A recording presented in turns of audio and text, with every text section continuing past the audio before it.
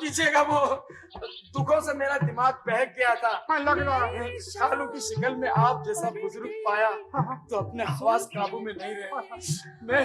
मैं खुशी से कहीं पागल ना हो जाऊं। नहीं बेटे नहीं, पागल ना होना मेरे बच्चे। क्या मैं आपको खालू मरहूम कह सकता हूँ? कह लो मेरे बच्चे, कह लो। मैं तुम्हें खालू का प्यार दूंगा मेरे बच्चे। मैं तुम्हें अपने साथ घर ले चलूंगा। खालू जान,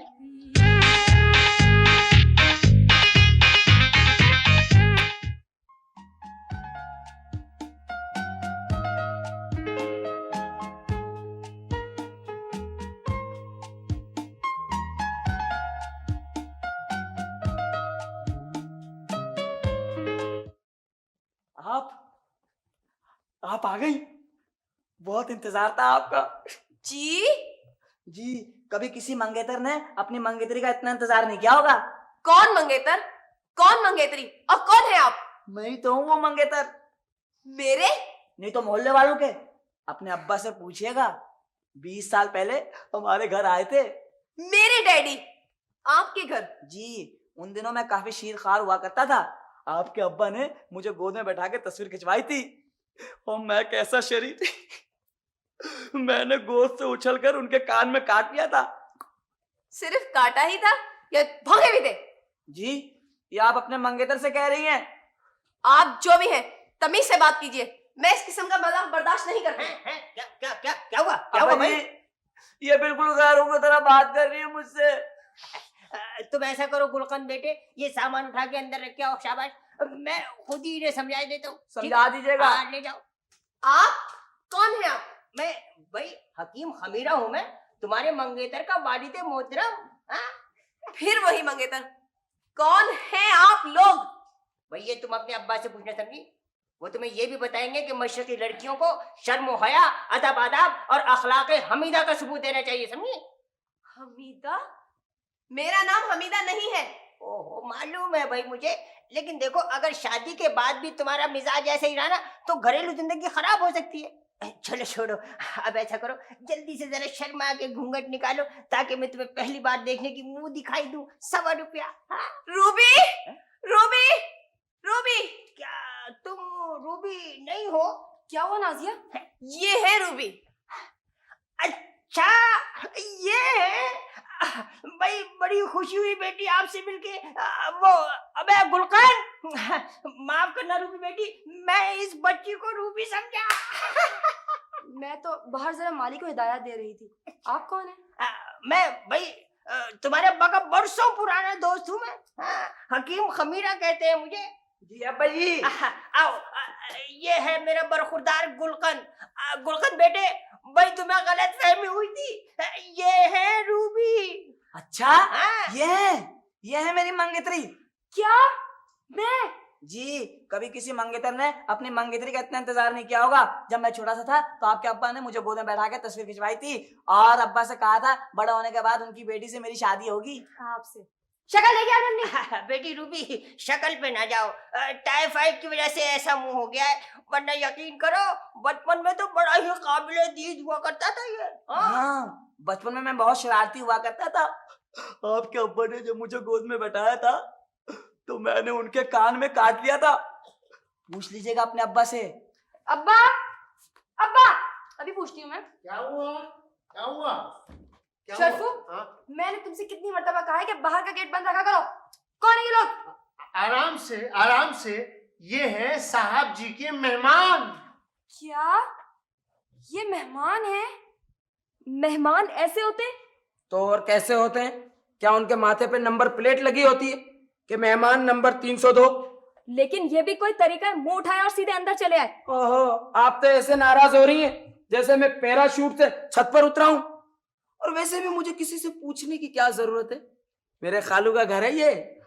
अच्छा, आई एम सॉरी, मुझे पता नहीं था कि। खैर खैर, आप कौन है? जी, मैं हिना है मेरा नाम। Oh, good name, very good name, शाबाश। मियाँ साहब की सेक्रेटरी हूँ मैं। ओह अच्छा अच्छा, सेक्रेटरी हो। क्या तनख्वाह मिलती है? जी अभी तो 2500 है शुरू में। ओह कोई बात नहीं, कोई बात नहीं, मैं खालू से कह के तुम्हारी तनख्वाह बढ़वा दूंगा। आप क्या पियेंगे सर? कोल्ड ड्रिंक, चाय? वो कोल्ड ड्रिंक में चाय से पहले पीता हूँ, और चाय खाने के बाद, और खाना जब चाय मिल जाए। Yes sir. है ना? जी। वो मेरी नीले रंग की फाइल थी जायदाद की, वो मैंने अलमारी में रखी हुई थी, कहीं देखी तो नहीं तुमने? अच्छा, तो ये है तुम्हारे भाई? जी देखिए, बगैर तारुफ के मैं फ्री नहीं होने देता किसी को। भाई होगा कोई और। आपकी तारीफ? क्या आप तो कह रहे थे कि ये आपके खालू का घर है? ये आपके भांजे नहीं है सर? अभी मेरे खानदान पर इतना बुरा वक्त तो नहीं आया। कौन हो मियां तुम? मैं फरहाद विदाउट शीरी। वो असल में तस्किन बख्श साहब है ना, मेरे खालू है तकरीबन। रिक्शा में गेट तक आए थे मेरे साथ, फिर अचानक उन्हें याद आया दवाई लेना भूल गए। कह रहे थे कोई मियां हमीद साहब हैं बेचारे। मैं हूं वो बेचारा। अच्छा आप हैं? तस्कीन बख्श मेरे मैनेजर है। वो आपसे मिलकर बड़ी खुशी हुई मियां। I mean sir. मुझे खुशी से ज्यादा हैरत हो रही है। तस्कीन बख्श ने तो सारी जिंदगी शादी ही नहीं की, वो तुम्हारे खालू कैसे हो गए? नहीं, वो चक्कर ये है, मैं आपको बताता हूँ। चक्कर ये है कि मैं उनका खालू हूँ, वो मेरे भांजे ऐसे हैं। नहीं, वो मेरे भांजे, मैं उनका खालू। असल में चक्कर ऐसा है कि मैं समझ गया समझ गया, तुम ले पालक हो उनके। जी पालक? पालक तो बड़ी हल्की सब्जी है सर, आप जरा मेरी बॉडी तो देखें। अस्सलाम वालेकुम। वालेकुम सलाम। तो गोया तुमने अपना तारुफ करा दिया फरहाद बेटे। बहुत अच्छी तरह। अच्छा, है ना बेटे? ये है मेरे मैनेजर तस्कीन बख्श, और तस्कीन साहब उस अखबारी स्टार के नतीजे में ये मेरी सेक्रेटरी हैं हिना। आदाब। जीती रहो बेटे, जीती रहो। मियाँ साहब, ये मेरा भांजा फरहाद बहुत ही दर्दनाक बल्कि अफसोसनाक बच्चा है। एक खाला के सिवा दुनिया में इसका कोई नहीं है। यूं समझिए कि मैंने इसे गोद ले लिया है। बड़ा मासूम, बड़ा प्यारा बड़ा मासूम बच्चा है ये। पहले ये साइकिल टैक्सी चलाता था, वो चोरी हो गई। वैसे ड्राइविंग जानता है ये।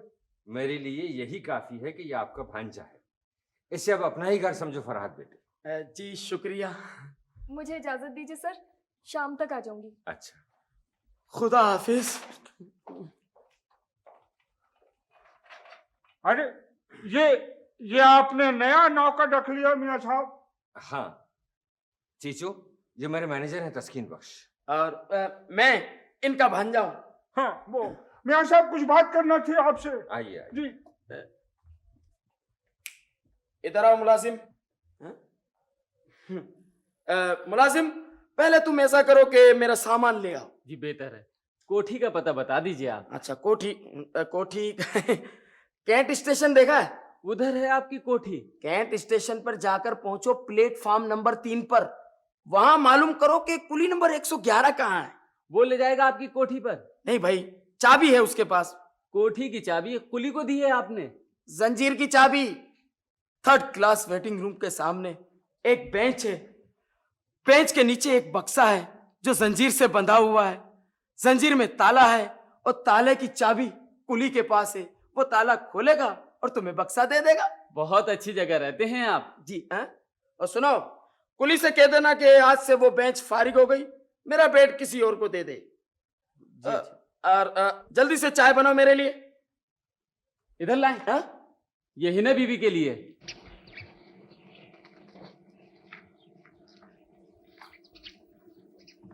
तो अब वहीं रहना पड़ेगा तुम्हें? जी, फुल टाइम जॉब है। बूढ़े आदमी हैं वो बेचारे, बीमार भी हैं। उन्हें सेक्रेटरी से ज्यादा एक नर्स की जरूरत है। 2500 रुपए में सेक्रेटरी भी मिल गई, नर्स भी, और घर के लिए केयर टेकर भी। मुझसे तो बिल्कुल वो बेटियों की तरह बात करते हैं। यूं लगता है जैसे उनकी कोई औलाद नहीं है। तुम जो मिल गई हो, अगर अम्मी ने इसरार ना किया होता ना, तो मैं बिल्कुल तुम्हें नौकरी ना करने देता। ये नाराजगी खत्म कीजिए भैया। आप तो जानते हैं मुझे मुलाजमत की जरूरत थी। अम्मी का भी यही ख्याल है। गरीब लड़कियों की तो जैसे शादी होती ही नहीं। नौकरी करके जहेज का इंतजाम किए बगैर तुम्हारे हाथ कैसे पीले होते? कुछ तो करना ही था। सिर्फ ख्वाबों के सहारे हम जैसे गरीबों की जिंदगी कैसे गुजर सकती है भैया? गुर्बत और फाकों से सिर्फ चेहरा जर्द होता है, हाथ पीले नहीं होते। ठीक है, भाई की जिम्मेदारियां भी तुम ही ने उठा ली अपने कांधों पर। मैं ये तनख्वाह जोड़ जोड़ कर रखूंगी भैया, और फिर आप देखिएगा बहुत सा पैसा हो तो हालात कैसे बदलते हैं।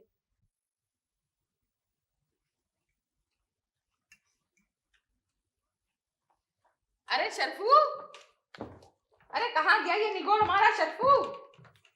अरे ओ शर्फू कमबख्त! हाँ, हालात बदल गए, घर बदल गया, मगर तुम्हारा अंदाज गुफ्तगू ना बदला विलायत बेगम। क्या बात है, क्या बात है? क्यों आप जी फरमाइए। बहरा हो गया था क्या? कहाँ मर गया था? आहिस्ता डांटिए ना, मैं बाहर चौकीदार को डांट रहा था। तुझे पता है मैंने अभी तक नाश्ता नहीं किया। एक तो ये नाश्ता मेरे लिए अजाब बन गया है। जब से इस नई कोठी में आए हैं हर शख्स किस्तों में नाश्ता करने लगा है। छोटी बीबी तो खैर अपने वक्त पर उठ जाती है, लेकिन आप सुबह 9 बजे से पहले अपने कमरे से बाहर ही नहीं निकलती। और साहब जी 10:30 बजे पहली अंगड़ाई लेते हैं। अबे हम 50 अंगड़ाइयां भी ले तो किसी को क्या? हमें कौन सा नौकरी पर जाना है जो सुबह सवेरे उठ जाएं अवाम की तरह?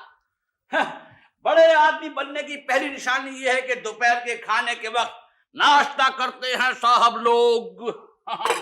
अब खड़ा खड़ा मुंह तके जाएगा तू? क्या करूं? चल जा मेरे लिए बेड टी लेकर आ।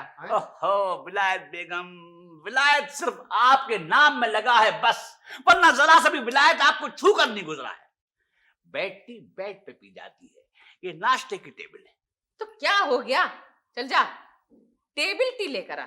हाँ, और अखबार भी लेके आओ। अखबार? इंग्लिश का? जाहिर है, और कौन सा? कमाल है साहब जी, मैं क्या करूं? उधर छोटी बीबी का हुक्म है कि पहले इंग्लिश का अखबार उन्हें दिया जाए।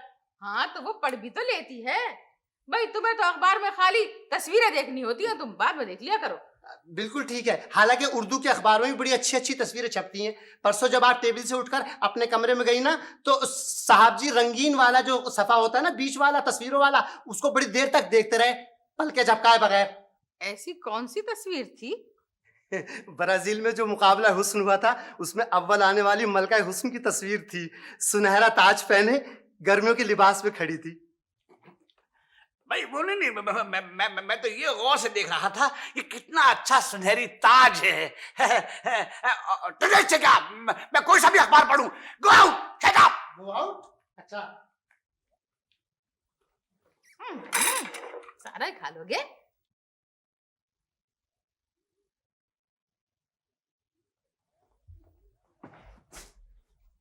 किधर? जी कहाँ? आप?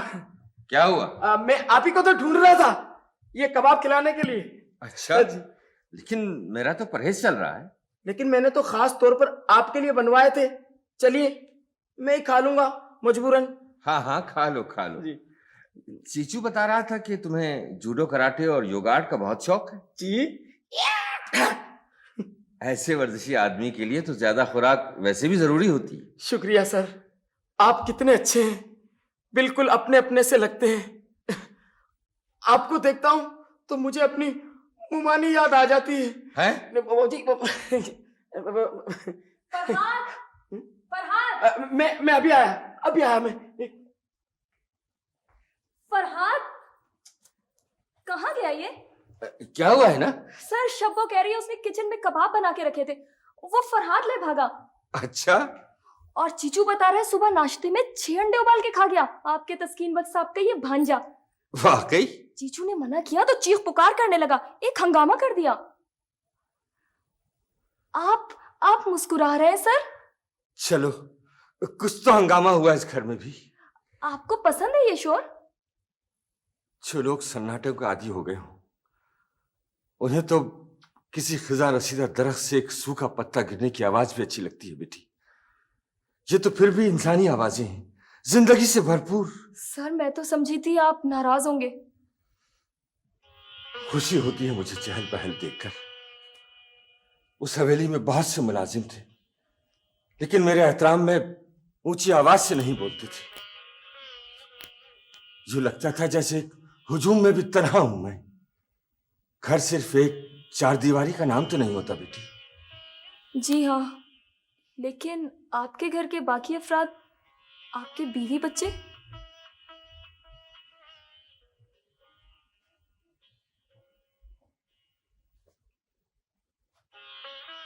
कुछ भी नहीं रहा। तन्हाइयां देकर हमेशा के लिए बिछड़ गए मुझसे।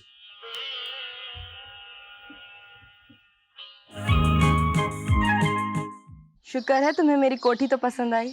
तुम एक दो बार रिक्शे में आई तो डैडी बहुत कंफ्यूज से हो गए थे। वो कह रहे थे कि तुम्हारी ये सहेली हमारी क्लास की नहीं लगती, और वो तुम्हारी कोठी देखेंगे तो हैरान रह जाएंगे। हेलो।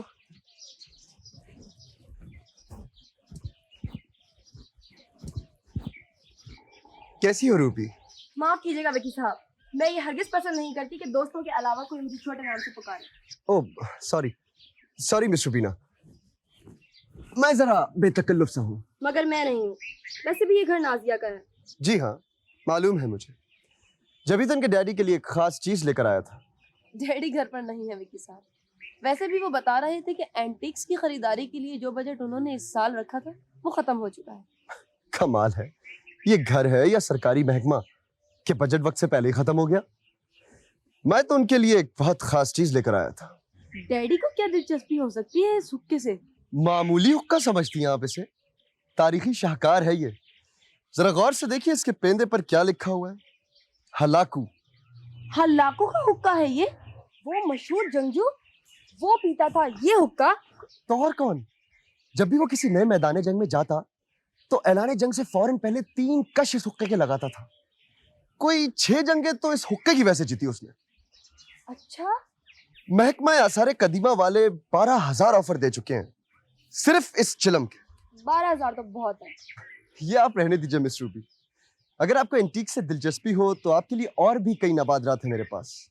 मसलन फीसा गौरस का ज्योमेट्री बॉक्स, नेहरू की बांसुरी, हिटलर की मूछ और क्लियोपेट्रा का पानदान। वाकई? और न्यूटन का वो मशहूर सेब तो मैंने आप जैसे बहुत ही खास ग्राहकों के लिए रखा है।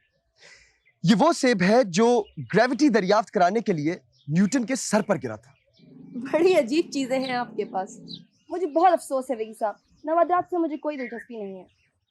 ठीक है, फिर मुझे इजाजत दीजिए।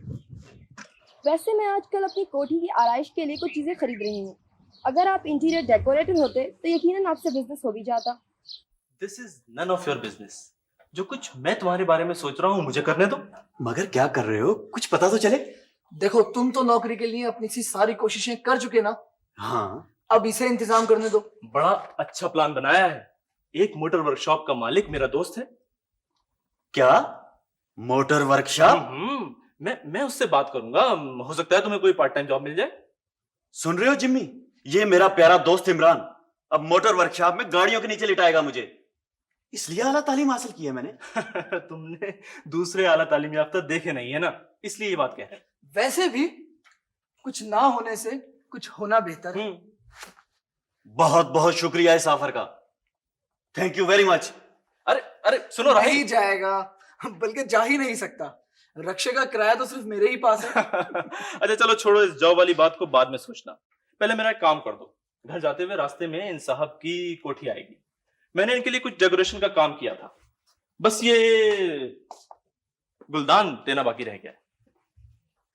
अब ये कारिंदों वाले काम भी मुझसे ही करवाओगे? प्लीज राहील, मैं चाहता हूं उनकी ये चीज उन्हें आज मिल जाए। मिल गया, मिल गया। क्या मिल गया? वो पौधा जिसकी मुझे पिछले 28 बरस से तलाश थी। भैया आप क्या करते फिरते हैं हकीम साहब? मालिक शिकायत कर रहा था कि आपने जड़ी बूटियों की तलाश में सारी क्यारियां खोल दी। अब्बा का तो शौक ही यही है, खुद ही जड़ी बूटियां तलाश करते हैं, खुद ही दवा बनाते हैं, खुद ही खाते हैं। चला किधर? मैं आपको बताऊं जनाब, ये कोई मामूली पौधा नहीं है। या तो ये कोहे हिमालय के दामन में पाया जाता है, या कुतुब शुमाली में, या फिर आपके घर के लाउंज में। शुक्र है मिल गया, मुझे एक बड़ा जरूरी तजर्बा करना था। पौधों पर तजुर्बात भी करते हैं आप? शुक्र करें, पहले तो इंसानों पर करते थे। हमारी तीसरी अम्मा ने भी एक तजर्बे के नतीजे में ही वफात पाई थी। पता नहीं कहां से एक बूटी लेकर आ गए थे, उनसे कहा खाओ। अरे तो क्या बीवी रह गई थी आजमाने के लिए? जी हाँ, बूटी पे मुंह मारते ही उन्होंने एक चीख मारी और उछल कर बोली सरताज। एक हिचकी ली और फिनिश। हकीम साहब, मैं आपसे कह देती हूँ, खबरदार जो आपने यहाँ किसी पर तजर्बा किया होगा। लो भाई, मुझे क्या जरूरत पड़ी है किसी की? मेरी अपनी लेबोरेटरी जो मौजूद है। बेटे गुलकंद, जरा चखना तो इसे। अब्बा मैं हाँ बेटे, जरा चख के बताओ कि इसमें जहर की मकदार कितनी है। नहीं, क्या कर उड़ा उड़ा उमार उमार इसी तरह। अब्बा ये तो बहुत सख्त है। सख्त कैसे नहीं होगा, प्लास्टिक का जो है। क्या प्लास्टिक? बदतमीज जाहिल गंवार।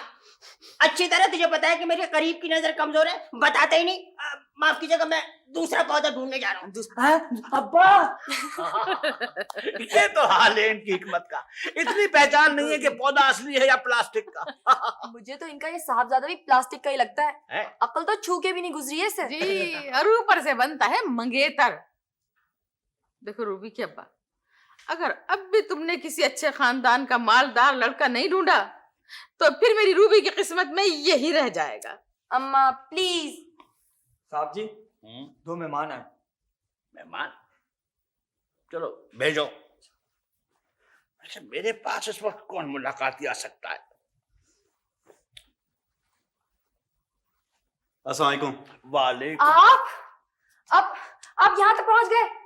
बेटी तुम जानती हो इन्हें? अच्छी तरह।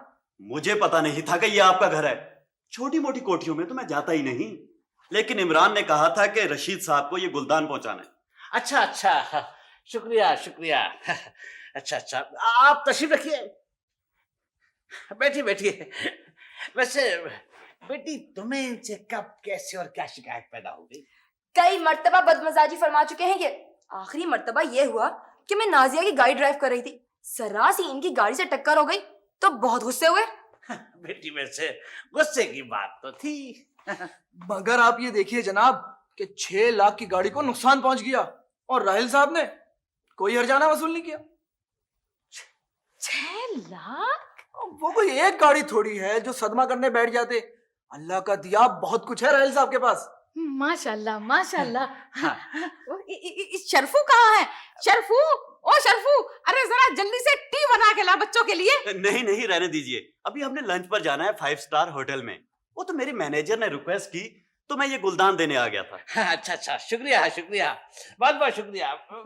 वैसे बेटी, इस वक्त तुम्हारा रवैया नामुनासिब था। चलो माजरत कर लो इनसे। नहीं नहीं, माजरत तो मुझे करनी चाहिए कि मैं यहाँ आया क्यों। अच्छा खासा जा रहा था फैक्ट्री के मुआयने के लिए, मगर इनकी डांट जो सुननी थी। अगर आपको मेरे रवैये से तकलीफ पहुंची है तो सॉरी।